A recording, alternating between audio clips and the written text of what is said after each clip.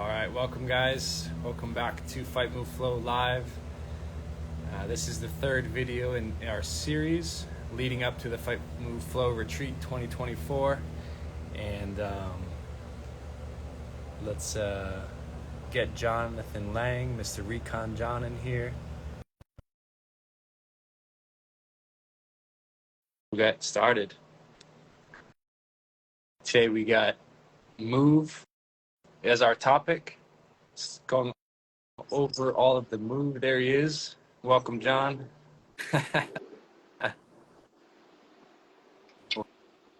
What's up, Healthy Life Collective? How you doing today? Boom, boom, boom. Yeah. So technology, as you know, never fails to fail. And so Jonathan was just gonna send some smoke signals there. Do our live through smoke signals. Welcome, guys. All right, so yeah, again, this is series video 3 in the series leading up to the retreat. Gonna be talking all about move today. Yeah. And What if you retreat? have any, yeah, Fight, move, if you have any, flow, right? exactly. If you have any Yes. questions, Fight, move, flow retreat. just drop them in the comments and we'll answer them at the end. We'll do a little Q&A at the end. We might even get someone on that's already signed up for this year, and then we'll go from there. All right. So last week we talked all about fight. Next week we're talking all about flow. This episode this week is just going to be move. So Yes. hop The right move into of the fight, it. move, flow. Yeah. I'd like to get a bit more into what we're talking about here in the first place. So for those who aren't aware, for those who are just logging in, I'm Jonathan Lang. I'm an embodiment facilitator. I use various modalities to do that. One of those is natural movement. Some others are integral facilitation, adventure challenge therapy, and Czech holistic lifestyle coaching. And I've been working in this field for over 10 years. And I have done a number of natural movement oriented events together, both in Colombia and outside of Colombia, with the MovNat organization, and also doing our own project. And we're talking about the move portion of this Fight, Move, Flow retreat that we'll be hosting here in Colombia. I'm currently in Medellin, Colombia, and we'll be about 3.5 hours outside of Colombia in the high Andean jungle in a place called Reserva Naturelle Safra. You can look that up. Beautiful place. And that retreat will be July 10th through 15th. So if you have any interest, you can go into the links in the bios and you can sign up there. So that's good to know as you're watching this, for context, that we're talking about this event specifically, but also that the info that we're going to be sharing in this live will be valuable for your movement practice. If you would like to hear, two people have gone quite deep into this domain of natural movement and who have been teaching it to others, both in urban environments and in natural environments now for many years at some of the highest levels in the world in this specific domain. So Exactly. So yeah, I just dropped a link in the comments, but we'll have it in the video and in our bios as well. But yeah, gonna talk all about moving today and how it's, John put it nicely, it's the glue of fight and flow. Of fight, move, flow. Move is the glue that connects it all together. And so yeah, it's to introduce myself if you're unaware. Nate Amato, been doing this type of stuff for about a decade now, a little over a decade in some areas and a little under in others. I've been doing MovNat since 2013. I was doing parkour a little bit before that and started jiu-jitsu a little bit after that in 2015. And so it's basically the culmination of all these things that me and John practice and teach for all these years. And so the big three, fight is going to be jiu-jitsu and combatives. The move is going to be natural movement, parkour training, la method naturelle, these types of things. And then we have the flow, which we'll get into next week, which is going to be more focused on animal flow and parkour flow, and just being able to connect the dots with these types of things and get into that creative space. And but yeah, move is really the glue that holds it all together. So that's going to be the focus of today. Yeah. Let's start out with what type of movement, right? Everybody can move, right, to some extent. But what type of movement are we doing? Are we doing animal movements, or are we doing human movements? What are we doing, John? Mhm. Say Yeah. hi. So I would say that we are doing movements. We are doing movements most commonly manifested by the human animal in its natural habitat, Mhm. the human Perfect. animal. Yeah. So in the animal flow, we'll be doing more what are typically called animal movements that are actually imitating animals, which it has a lot of value actually. Mhm. Just the imitating of animals, taking on their views of the world. There can be benefits to that, both physically, mentally, emotionally, spiritually, all of that. But in this practice, in the move practice specifically, we're talking about human natural movement, which there are some principles which were put forth by the founder of MovNat, Erwan Lacour, which we will be uh, highlighting in this live. A few of them would be vital, practical, and evolutionary. And those words have specific meaning as we unfold things in a natural movement context. They have specific meanings and they help us to determine what we're doing and also what we're not going to be focusing on as Mhm. much. They help us to define our approach. So, yeah. Yeah, so with Vital, there's going to be a lot of crossover here with Fight, right? Yep. Vital is literally, life or death, Mm-hmm. in other words. So, um, you can think of examples of, if you're on the beach and there's a big tsunami, or if you're somewhere and you need to get off the ground, you need to get to height, you need to climb that wall, you need to get off the ground because a dog or an animal is chasing you. You need to run for your safety. You need to be able to hold your breath to not breathe in toxic gases, or things like this. All examples of vital. Um, and it could literally come to that.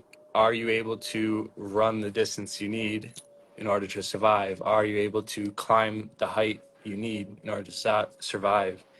Are you able to jump across this obstacle, which on the other side is safety. Um, or jump down from something. Are you able to jump down from a second-story building and not break your leg, and survive?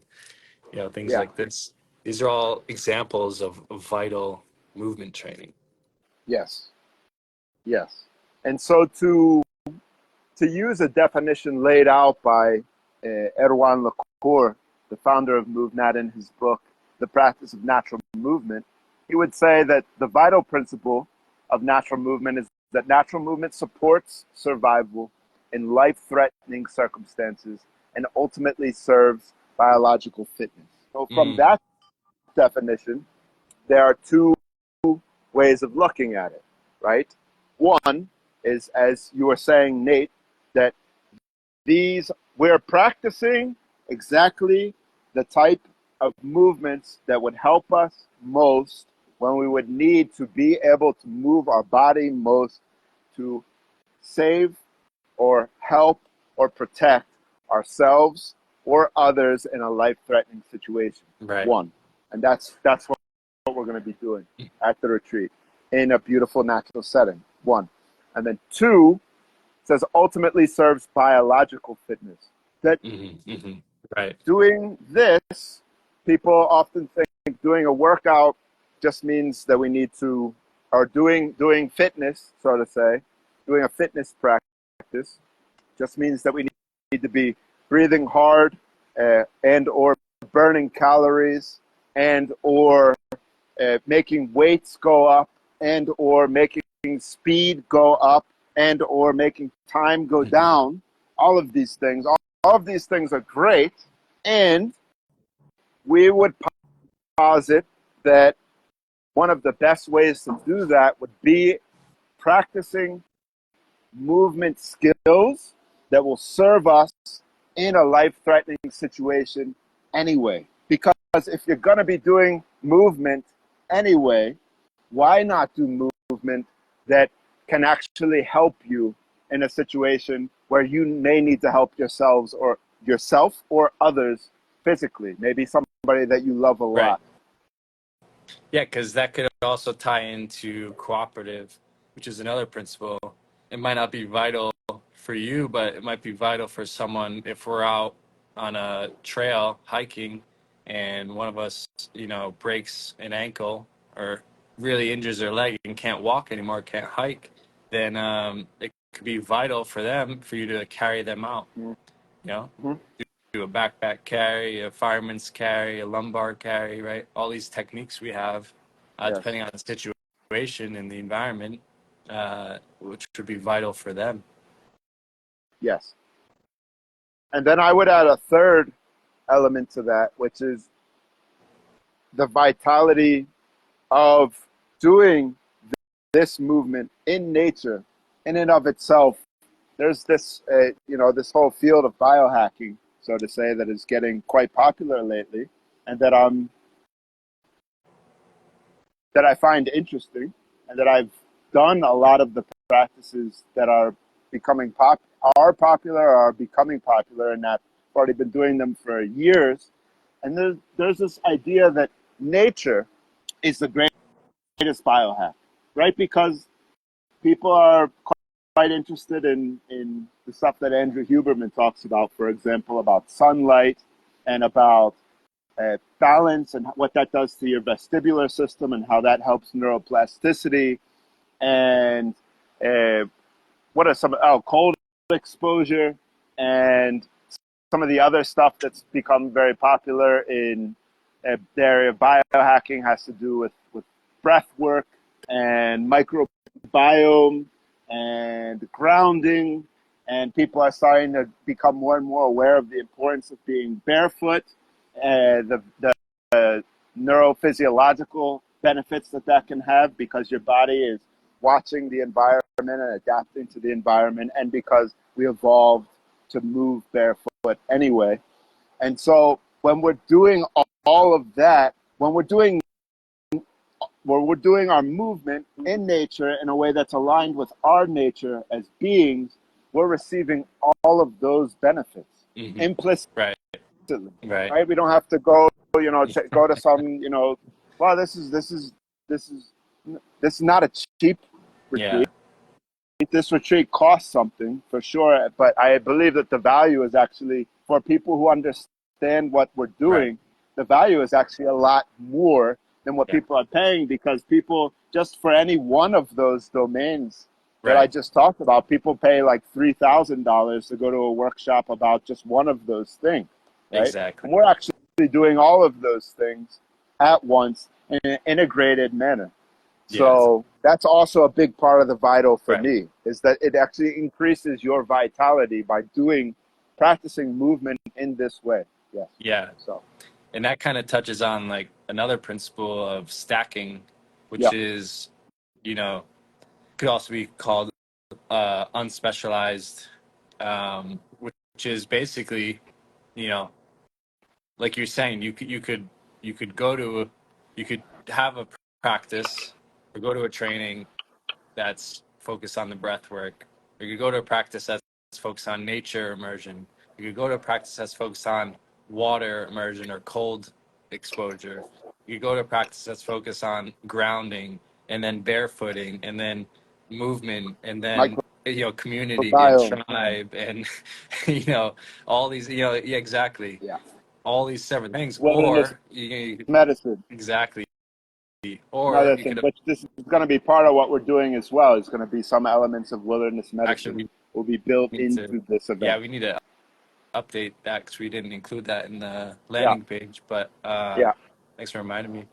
Yeah. But yeah, so you could have all these separate practices. You could do, even if you're talking about a daily practice, you could do, a half hour of all of these things, or, or you could you utilize and apply the principle of stacking, and you're doing all these things at once, right? Yeah. You know, you're getting your Yeah. breathing practice, you're getting your community, connection, you're getting your nature connection, you're getting your movement, your microbiome, barefooting, all these things, sunlight exposure, Yeah. all at once. Neurodevelopmental movement, Exactly. another big, thing that it's becoming a buzzword. And yeah, we'll definitely be doing that. And much more that's not even identified. Yes. Yeah. Yeah. That's right. That's So, right. Okay. So vital. that's vital. And Hmm. then we have another one from the book, straight from the book. Erwan did a fantastic job of outlining these principles of natural movement. And it's not the only view of natural movement. He says that himself in the book, but I think it can be a helpful view, and he's a fantastic teacher, so we can roll with it. So in his natural movement manifesto, principle number 4 is practical. The primary purpose of natural movement is to be used at ensuring basic physiological needs. Do you have any reflections on that, Nate? Yeah. So yeah, obviously, everything we're going to be focused on when we do natural movement is going to be practical, right? So everything we do has a practical purpose. I like to talk about this a lot, like the difference between practical and functional, right? Functional movement's a big buzzword, that's pretty popular now. Um, but you start to think about, you start to look at some of these things that are so-called functional. And I like to use the example of, balancing on one foot on a Bosu ball and carrying a weight in one hand and picking your nose in the other. Yeah, it's functional. You're going to get benefits to that. You're going to get balance training. You're going to get strength and stability. You're going to get, benefits out of it. I think that's the key difference is, functional training is going to give you benefits. Practical training is going to give you practical skills. Yeah, You're and the same benefits plus the same benefits and plus more, skill. Exactly. So it's because you're going to actually know how it won't be a theoretical possible carryover that this mhm, might carry over to XYZ thing. It's yeah, actually doing the thing. right. Done. Just doing Like the instead of thing. Exactly. pretending that we're balancing on some kind of thing that we would never actually encounter in real life, Right. we just balance on the thing that you encounter in real life. And not only real life, we do it in the city for sure, but Hmm. doing it in nature, that's the realest of Hmm. real life that you can get. Right. So, Right. So balancing on that log, balancing across, on the rocks, balancing on the wall, balancing on the beam, these are all examples of more practical skills. And then from there, you can get into a lot of variety in terms of the environment, the complexity, how is it slippery, is it high up in terms of intensity. There's a lot of ways to adjust it, but and then make it more practical. You're carrying something right across yeah. this log, Hmm. you know so practical skills is the main focus. Another good example would be in terms of lifting, right? Everyone likes to go to the gym. Everyone likes to lift at the gym. If they do go to the gym, that's what they like to do. But how can you make that more practical, right? You go to Yeah. the Lifting and gym, actually doing right? something, lifting and So walking with it, lifting and being able to, being comfortable and trained and having your body used to and benefit from taking a variety of different positions, whether Right. that's waist carrying, hip carrying, chest carrying, shoulder carrying, Right. side carrying, all these different carries. Exactly. I mean, you go to gym, you have a perfect grip, right? Yeah. Barbell grip. You have perfectly balanced weights on both sides. You have perfectly flat floor, perfect lighting, perfect temperature. You even got your favorite song playing. And You know, none of these are perfect, right, actually. Comfortable. I would right, actually use I would use the word comfortable, right, right? Perfect for the sake of comfort. right. That comfort is a killer. Exactly. Comfort kills. Yeah, Exactly. totally, Because right? in the real world, where do you see that? You go to lift a bag of cement, you go to lift your kid, you go to lift your pet, you go to lift some wood, a log for firewood. None of these things are perfect. They're oddly shaped, their Yeah. weight distribution is varied or even moving. The ground isn't flat. It could be rocky, it could be sandy, it could be a hill. It could be raining, it could be 100 degrees, it could be 30 degrees, you know what I mean? These things all make a difference. And so practical training is, yeah, training in all of that, you Right. know? And it's not even clear to me anymore talking about that. I mean, I don't want to go too far off on this tangent, but I'll just bring it up quickly. It's Mhm. not clear to me anymore.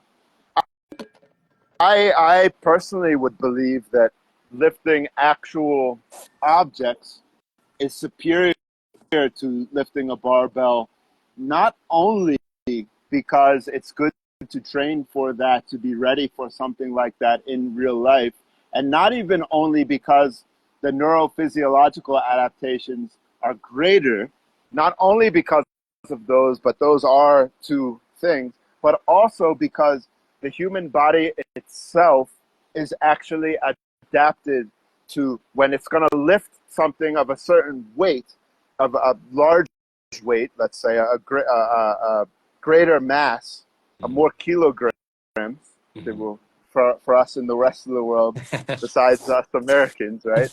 Well, And it's a that kilometer. that it's not clear to me anymore that, for example, that doing a deadlift with a barbell, which I'm not against per se, but it seems that the way that the body that we evolved, we didn't evolve to deadlift a barbell. We did evolve to do a deadlift movement, Mhm. but that we evolved to do that with objects where the displacement is a bit more in front of us, and that our body is holding the object more in front of us, and that this activates different parts of our body that are not being activated when we're getting that straight line with the barbell deadlift, and that it seems that that might actually be contributing to people. Like, for example, we see Ronnie Coleman in a wheelchair now, right? I'm not saying that it's just because he used the barbell, Mhm. but what I am saying is that it seems that it seems that lifting actual objects, sandbags, for example, some of these great sandbags that are coming out, um, rocks, and other natural objects like that, or things that more mimic nature, are actually less likely to cause injury in our body because our body is actually adapted to lift, to do the deadlift that way, not to Right. do the deadlift where it's in a straight line up, right up against us, because there's no way in our evolution, there was never any way to lift 415 pounds straight up the front like that, to drag that little Right. skinny, narrow thing straight up the front of the body. It wasn't Right. You possible. don't find It that was only in possible to nature. displace it in the front. It needed to be in the front of us, and that caused our body to make tension in the right places so that we were less likely to injure our Hmm. spine, to injure our column, our Hmm. spinal cord, and yeah, Makes sense. No, sometimes I forget absolutely. English. Absolutely. No, yeah. Nuestra columna. Sí. No, yeah. No, it makes perfect sense. Yeah, and that kind of touches into the unspecialized again. Um, when you look at the bodybuilder type of training, they get very specialized, and not only specialized in lifting, but isolating, very isolation Right. training in terms of isolating muscles. And common phrase we all know, common saying we all know is you're only as strong as your weakest link. What happens when you're building really strong biceps and really strong muscles without the connective tissue and the joints and the tendons in between, right? Those are And the going to be your weaknesses. And then neurological ability to actually use that. exactly. So, and so not only are we not going to be isolating muscles, we're not going to isolate movement domains. We're unspecialized across the movement domains. So what are the movement domains? We have walking, we have running, we have jumping, we have crawling, we have climbing, we have balancing, we have lifting, carrying, throwing, catching, right, along the movement. And then we get into combatives, we get into aquatics a bit for fun and flow. For the fight and the flow parts is going to be the combatives and the aquatics. So we cover all And the expression, very important, right? Especially in the flow portion, but which we will be integrating into the natural movement. Because in the end, expression yeah, with the body is one of the most natural movements. Just correct. expressing ourselves using our body, right? So yes, Exactly. So, you know, in our coaching, when we give progressions, we'll give you the movement breakdowns. We break down the movements, and we can isolate movements to connect all the movements together to complete it. For example, um, jumping, let's say, you know, when you're jumping, when you're learning how to jump, everybody can jump, right? I could tell someone jump, they're going to be able to do it. Are they going to be able to do it safely? Are they going to be yeah. How are they able going to, to land? how are they going to land? How's their, are they going to be able to jump far, at least Yeah, their height and distance? yeah, These things all, um, so, so when you're breaking down a jump, first thing, the most important thing is the landing, right? So we yeah, isolate that, then we yeah, isolate the jump, and then we start adding in more things to make it better. But what we're not doing is isolating our quad muscle and then our core, right? It's yeah, just a whole body movement. yeah. And We might, yeah, we might use that kind of thing as skillful means mhm, to help somebody as a kind of a regression if they need some help with some specific elements of natural mhm. movement, but we focus on the Yeah, natural movement first and yeah, foremost. right, Yeah. exactly. And I don't know if you guys saw my story the other day, but I put out a little quiz. I was like one of the only movements that ever made my abs sore. And I had crunches. I Yeah. had a few other things on there. And then I had jumping, right?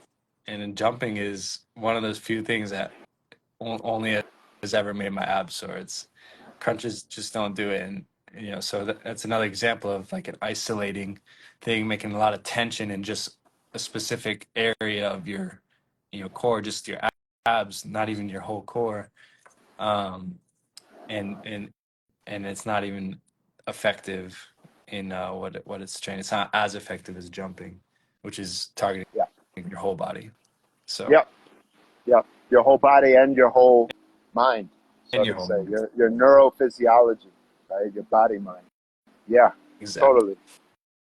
Totally. So we've Exactly. got another principle here that Yeah. relates to everything we just said, which is the evolutionary Hmm. principle. And so according to the Practice of Natural Movement book by Erwan Lacour, the evolutionary principle is that natural movement stems from the way our species has adapted to life in nature since the dawn of mankind. Any thoughts there? Yeah. So again, we're talking about primal movement. We're talking about evolutionary movement. These are things that there's nothing new, right? There's nothing new. MovNat didn't create this. La Methode Naturelle didn't create this. No. The Oh, Greeks, the yeah, Spartans didn't create this. You know, this is just how we've been moving since we've been human. yeah. Um, And it's before we've been writing stuff down. right. And again, going back to vital, it's like the reason we survived is because we had this move. We were able to move in these ways, right? Yeah. We were able to run long distances to hunt these animals, to throw spears, to throw, weapons, to, um, just traverse through nature, whether that's climbing Climb trees, trees, jumping across rivers, whatever it is, bounding from rock to rock. lifting and carrying the animal back to the tribe, or lifting and carrying logs for firewood, chopping down the trees, whatever it is. It's Being able to it's swim if we fell in the river, exactly. And then if you're a or fisherman, swim to do. Yeah, spearfishing yeah, or yeah, whatever it is, yeah. right? Oh So these man, are those all guys in the Pacific are something. it's pretty amazing. Yeah, What really blows my mind is the adaptation of that group of people who have been spearfishing for cool.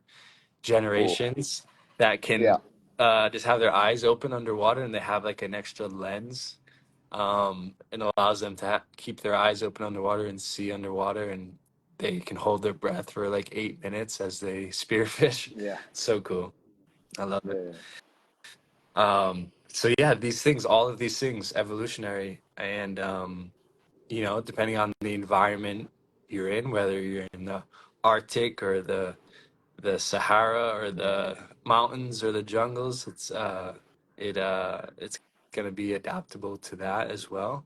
yeah, But all of the all of these movements apply to all people, yeah, universal, yeah. which is That's the another principle. universal principle. Yeah, the natural movement is everyone's birthright, regardless of ethnicity, gender, or age. Hmm. Right? That this is not for. I love parkour, and there are a lot of people in the field who would define what they do as parkour strictly, who are working to make parkour as such something that's accessible for people of all ages and genders. And with that said, parkour is very much a young man's sport or practice or discipline, right? And some people might say the same thing about natural movement. I would say that we take great, we make great effort to really make it applicable to all people, all humans, from the ground up, to meet people wherever they're at, be they woman, be they man, be they however they identify, be they a child, be they an elder. Hmm. This is for everybody. Hmm. Yeah, and yeah, I think we do that the best from our MovNat training, making it accessible to everyone. But I do really like and appreciate the people in parkour who are trying and working to make it more accessible to everyone. I know there's quite a Yeah, few people making it for 50 plus. yeah, Names off the top of my head, maybe Ryan Ford, I can't remember. And then yeah, Julie Angel as well, making it more accessible to older ages and also women only, which is awesome. Um, but yeah, these things, but in terms of like the general view, you're right. It's like the general view of parkour, the public view is, you know, young, dumb, and full of, kids, um, doing these ridiculous stunts, and it's flashy. skateboarding without the skateboard. Yeah, exactly. It's flashy. It's cool. Um, but it's not realistic for everyone.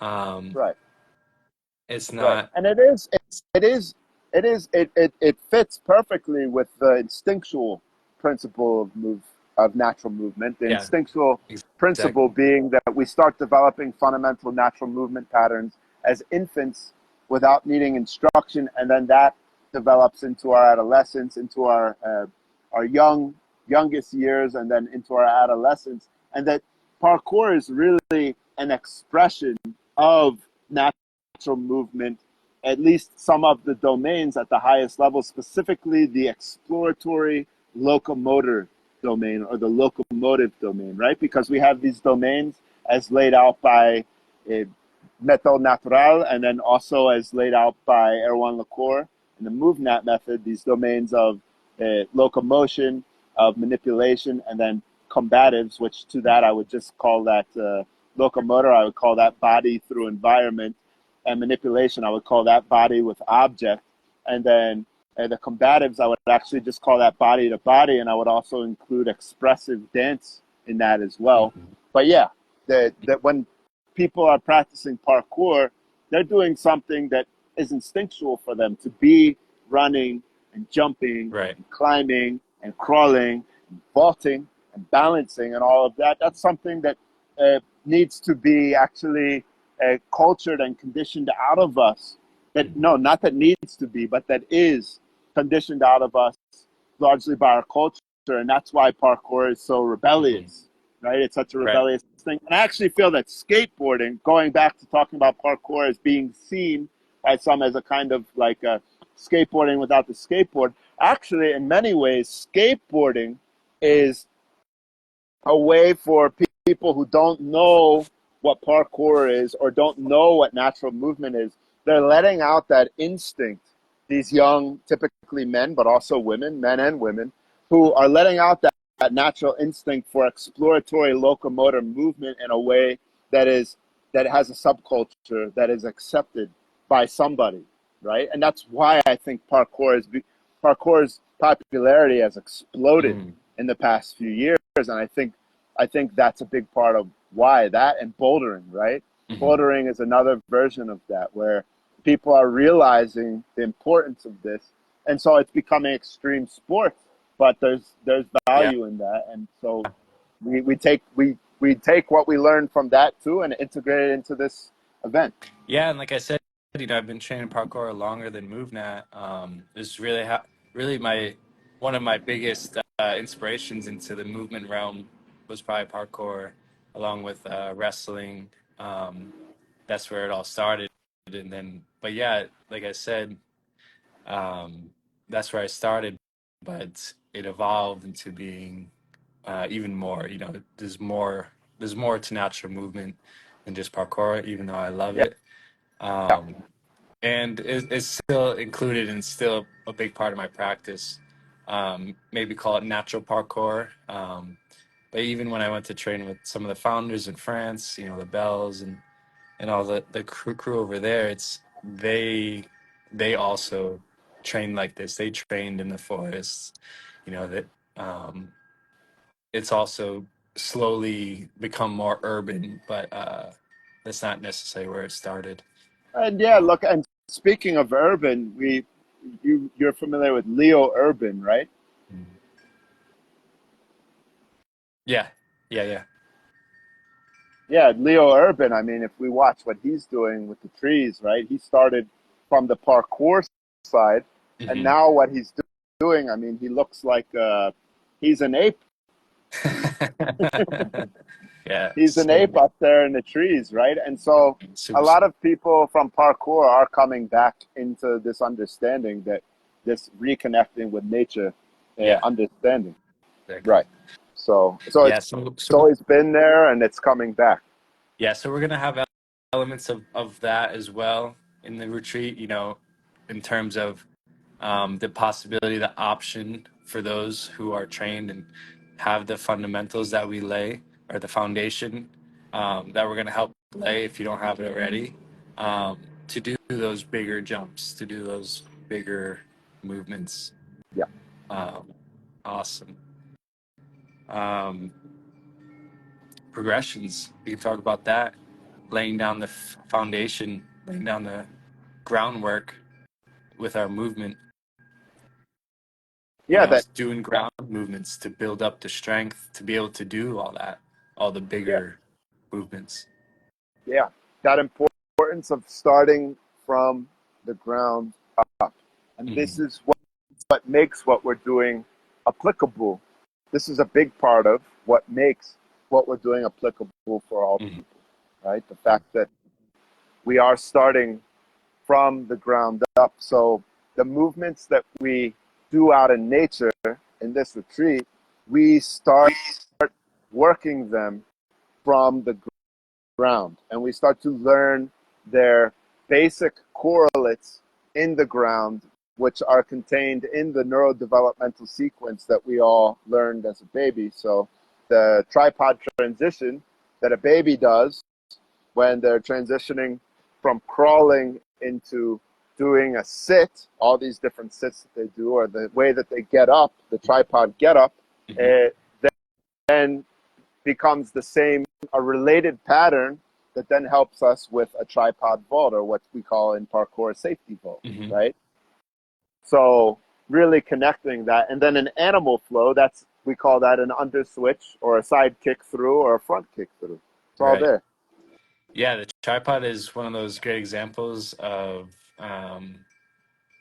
adaptability within a movement pattern. So yeah, again, it could be like John said, to transition on the ground from different ground positions Yeah. to get And up we from the build it ground from to there. standing. Yeah. Yeah, and that's where we start. Exactly.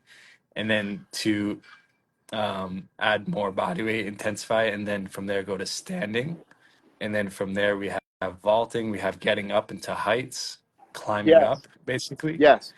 And then And combatives, adapting it to back to your point, back to your focus of the retreat, the fight. the fight. Yeah, in jiu-jitsu, There you that's go. our getting up in base. Exactly. For anyone who trains jiu-jitsu, that's what you know is getting up in base. And it's all slight adaptations depending on the context, depending on the environment, right? All these things change the movement slightly, but it's all the same idea. It's all the same pattern. Right? Yes. Boom. Yeah. And so that pattern, practicing that pattern, is something that is like, that is going back to this idea of practical versus functional. Right. That, Right. that's something that has some real power Right. and some real carryover. Yeah. That if we practice that tripod in different variations on the ground, that's going to give us some real power, even if we've never gone out and done that kind of thing in nature, Right. or if we've never done it in a combative situation. Having that pattern already in our body is going to set us, if we have it, we have good competency and capacity and capability in that pattern in a variety of different variations on the ground. It's going to really help us when we go out into real life situations, be them in nature, be them in a urban chase/evade situation, or be that in a combative situation. Exactly. And how many tripod transitions do you think we go through in one of these retreats Yeah. on the river? It's several hundred at Yeah. least. I feel like on that Yeah. river, every day we go out on the river, we're doing at least 100, I think, every Yeah. day. Yeah. Every time you go over a rock. Yeah. Yep. And we're And every covering time you ground. support yourself on a rock and you put your foot across, like, that's a Yeah, version too, right? Like, exactly. Adaptability too. It's like, adapting these movements that, you know, going back to like that lifting analogy, only being able to lift one type of object, a barbell in the gym, versus being able to lift all these different things like a log, a rock, a pet, a kid, all these different things that they change, they move.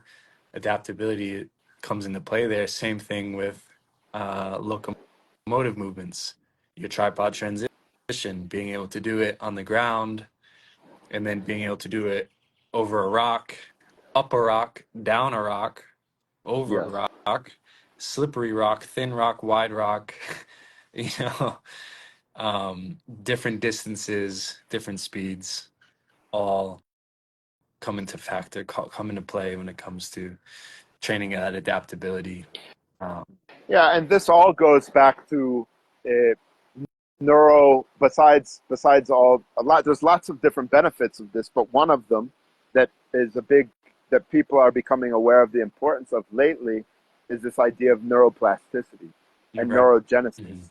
And that this environmental slash movement, environmental slash practical movement complexity is something that actually helps our brain to generate more neurons and that helps us to actually have more horsepower, so to say, in our brain, if not also the neurons in our heart and our gut. I don't know how far that goes, but I would say that that's very possible.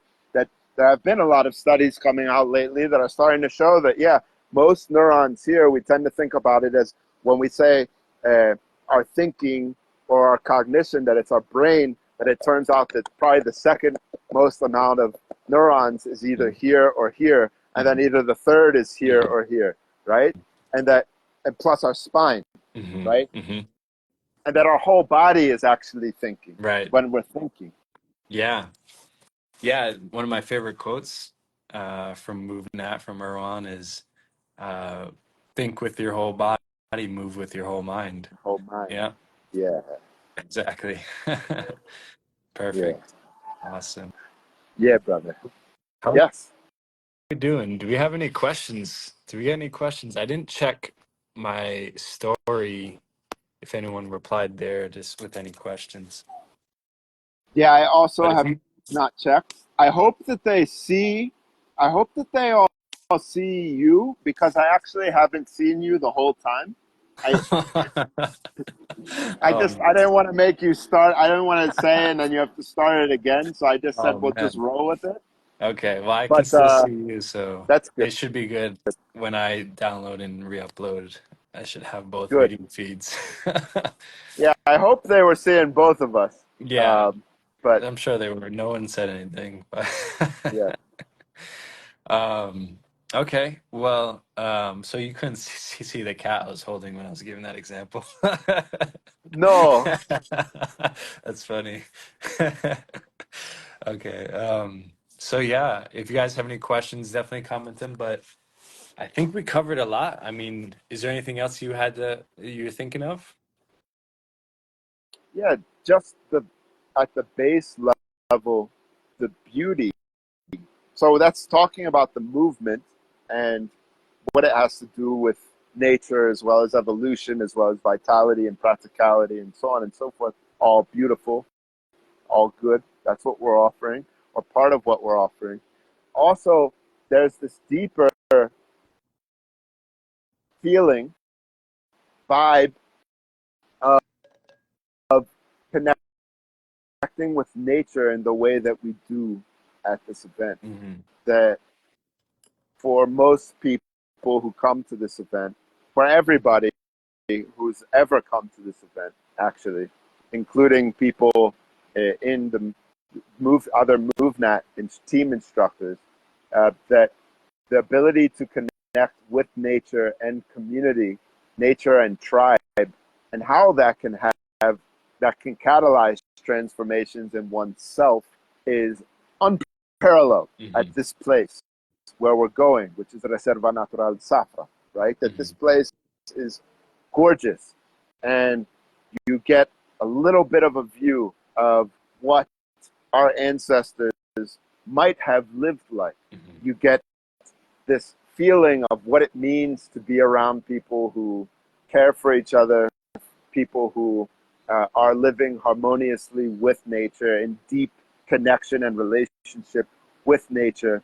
You get to watch that in the people who live there, and you get to experience that as we go deeper and deeper into the retreat. And that's something that just by itself is already, in my view, worth the price of admission for people who value that and for people who feel able to do that. Hmm. Yeah.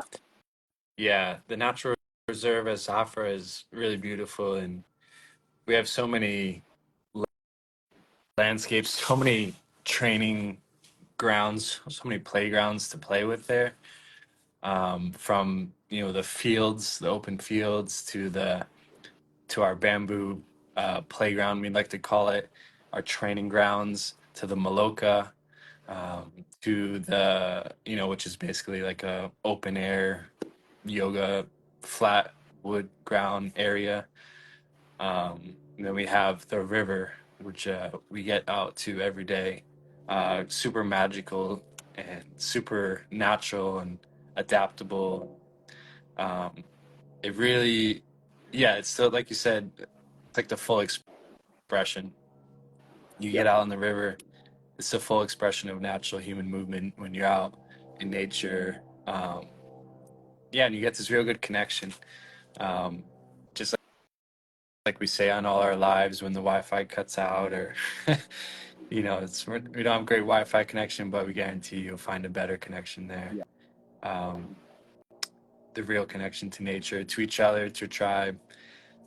Beautiful place. The food, amazing, of course, all from the surrounding area. And just to reiterate, the move section, to bring it back to move, it's the glue, right?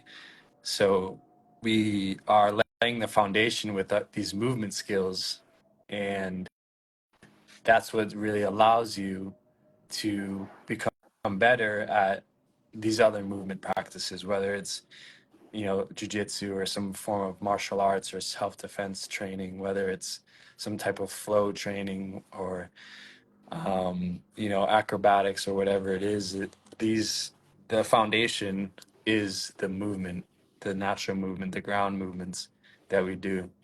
It's what connects the whole body together. It's what gives you that body awareness. All these things you need in all these other movement practices, but may not be trained as much or as well as as we'll be focused on with move. Yeah. Awesome. Yep. Awesome. Well, I think that's it. I don't know if we have anyone that signed up right now on the call to hop in, but if you guys have any questions last minute, pop them in. But Hey, otherwise, I think we'll wrap pop this them up. in. Yeah.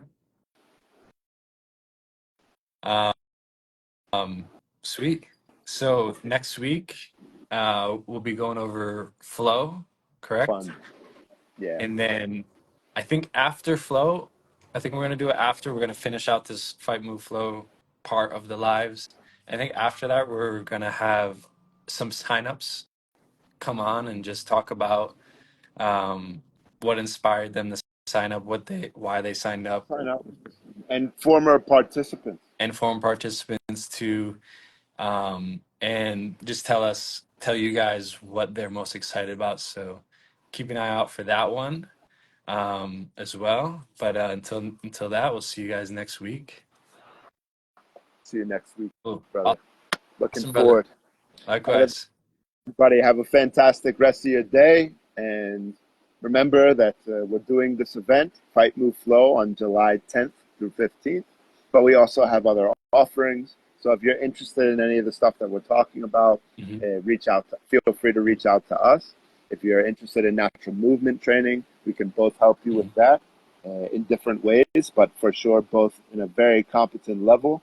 And then also for the combative side / the fight side / the self-defense side / the BJJ side, Nate has more than got you covered. And he's also got you covered for a lot of elements of the flow. And also, if you're interested in animal flow, I'm glad to work with you one-on-one, glad to work with you in groups. So there's plenty that I can offer there for people who are interested. So just feel free to reach out to either of us about the retreat or about any of the specific domains that we spoke about. Yeah, if you guys can't make it to Colombia this year, no worries. We do online stuff, so definitely reach out to both of us. And until then, we'll see you guys next week to talk about flow. See you All right, next week, guys. brother. Keep Peace. moving forward. Fight, move, flow. Fight Move Flow.